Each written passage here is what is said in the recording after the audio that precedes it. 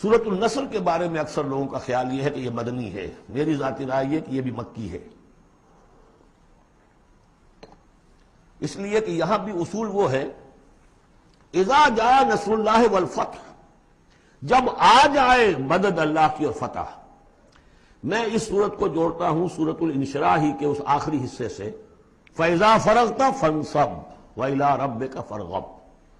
وہ تو بدری تو نہیں ہے، وہ تو مکی صورت ہے، بڑے ابتدائی زمانے کی۔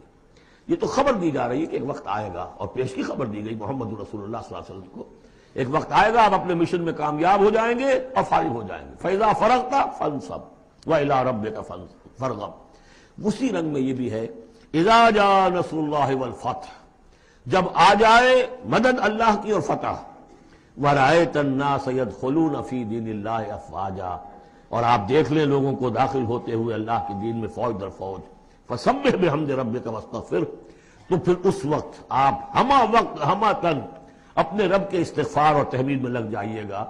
ابھی تو یہ مشقتیں جھیلنی ہیں، ابھی تو یہ رسالت کے فرائض، آگے بڑھ کر جو مدنی دور میں جنگیں آنی ہیں، جو سخت مراحل آنے ہیں، ابھی آپ کو یہ جھیلنے ہوں گے۔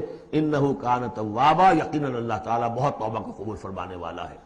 ان میں چونکہ قرآن مجید میں جو مختلف مصاحف ہیں اس میں جو چیز لکھا ہوتی ہے اوپر کہ یہ مکی ہے یہ مدنی ہے، تو لوگ سمجھتے ہیں شاید یہ کہ بالکل جو سمجھیے کہ طے شدہ چیزیں ہیں، حالانکہ کم صورتیں قرآن مجید کی جو بڑی بڑی صورتیں ان کے بارے میں تو تیقن کے ساتھ معلوم ہے، لیکن یہ کہ بعض جو چھوٹی صورتیں ان کے بارے میں بہت سے اقوال آپ کو تفسیر کی کتابوں میں مل جائیں گے۔